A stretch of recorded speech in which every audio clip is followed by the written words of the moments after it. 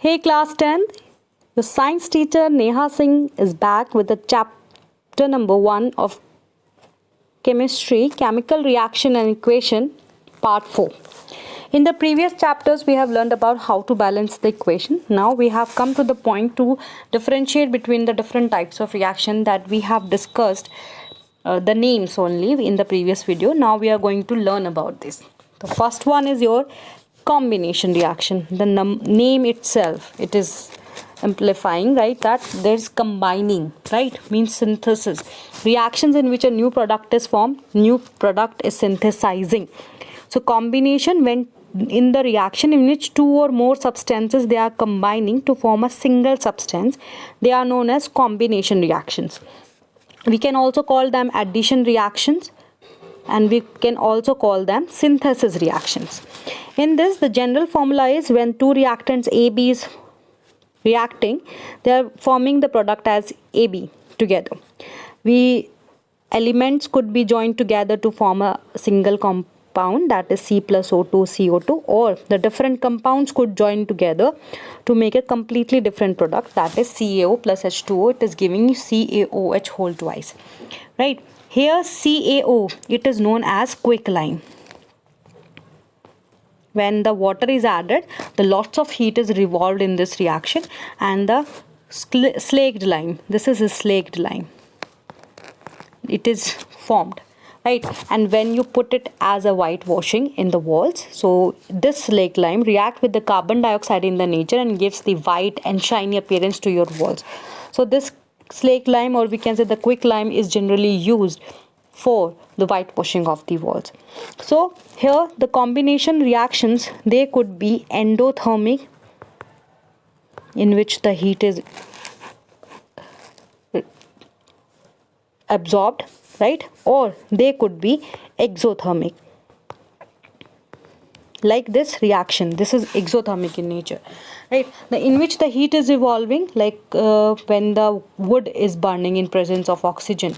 So we can call that equation as the combustion equation, in which the oxygen is burning the carbon, so some amount of heat is utilized in this reaction. So this is the example of your endothermic reaction also, but it is releasing the large amount of heat, so it is also an example of the exothermic reaction.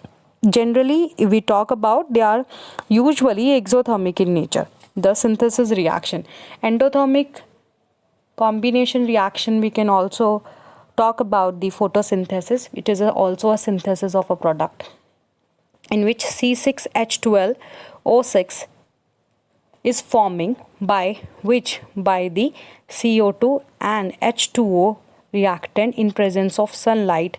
The heat is absorbed in the form of sunlight in presence of chlorophyll. So you can see here I have put the arrow on the upper side. So this is the reactant that we are talking about. These are the reactant, and this is the product. Next type of reaction here is the decomposition reaction, in which the one reactant, it actually breaks down into two or more products. For example, you can see here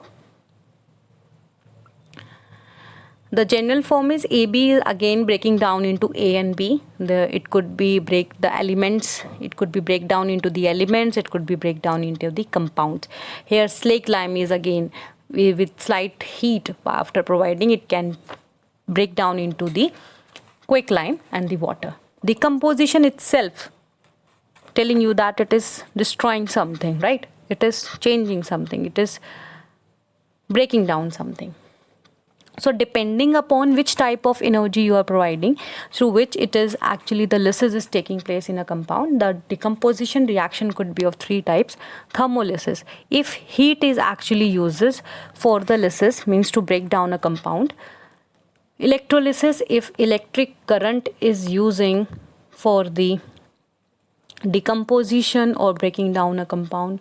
Photolysis, if the sunlight is actually using as a energy to break down the compound. So on the basis which type of energy you are using, which type of heat energy you are using to break down a compound, that can be distinguished into three types: thermolysis, electrolysis and photolysis. Let's talk about each. one by one. Thermal decomposition reaction, in which the decomposition is caused by the heat. For example, CaCO3, that is the formula for marble, calcium carbonate. By providing some amount of heat, it can break down into carbon dioxide as well as the calcium oxide, that is a quicklime. Or here mercuric oxide, by providing the heat, you can see the change in color in the test tube, that is actually decomposition of mercuric oxide into mercury and oxygen. Photo decomposition reaction, in presence of sunlight the decomposition takes place. The most common example is the AgBr, that is used in the photographic films in earlier days. So 2AgBr, in presence of sunlight it can break down into 2Ag and Br2. That's why before negative was used to prepare the pictures of yours from a camera. So it's not allowed to see the sunlight, otherwise it will break down, it will destroy the complete negative of your pictures. Third is electrical decomposition reaction. In this reaction, we are using the electric current, for example, hydrolysis of water. For that, we have to set up the electrolytic cell, right, which is having the anode and the cathode. Anode, cathode, these are the two electrodes, different electrodes. Here, oxygen is forming in less amount as compared to the oxygen because of the 2:1 ratio of the water in that. So here we have completed our decomposition reaction. Let's move to the next topic, that is the reactivity series. We have already learned about it in our previous classes, that the sum of the metal according to their reactivity with the different acids, water and some of the other elements or the substances, we find out that some metals react very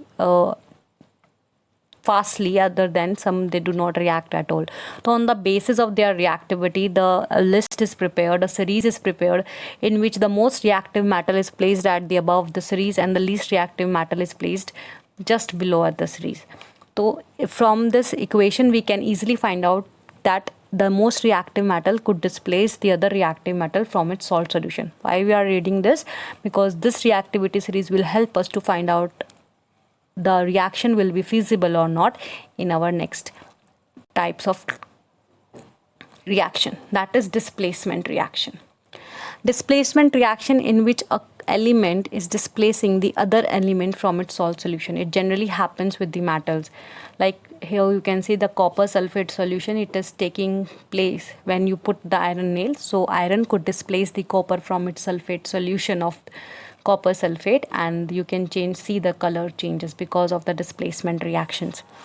But it is not necessary that an element only, single element could displace the product. But sometimes what happens, the two different salt solutions, they react together, they displaces their positions. So this type of reaction is known as double replacement or double displacement reaction, in which the cations and the anions of the two compounds, they switch their places. For example, AgNO3 NaCl. So here Ag will shift to the ACl, Cl, and Na will shift to the NO. So the cations and anions are exchanging their places. So this is the double displacement because both of these things are exchanging. So the AgCl plus NaNO3 will get it. So this is a double displacement reaction. But sometimes in this type of reaction, in a double displacement reaction, we could find that there's some soluble particles, insoluble particles could be observed. Insoluble solid, especially in the liquid solutions. Insoluble solids, they'll call as the precipitate. So the reaction, a double displacement reaction in which a precipitates are forming, they are known as precipitation reactions. You can see here, and you can find that in a reaction, the downward arrow will explain that there is a precipitate is formed, insoluble solid will be formed. There are some of the examples, like AgNO3 will react with NaCl, they're forming NaNO3 and AgCl. Na2SO4 SrCl2 gives 2NaCl SrSO4. These all are the precipitate that are forming in these type of reactions. Some displacement reactions also takes place in between acids and bases, in which again the both cations and anions are exchanging. So the reaction between acid and base, we call it a neutralization reaction. It is also an example of the double displacement reaction. We'll learn more about the type of reaction, the oxidation and reduction in our next video. Till then, keep learning everyone, keep growing. Thank you so much.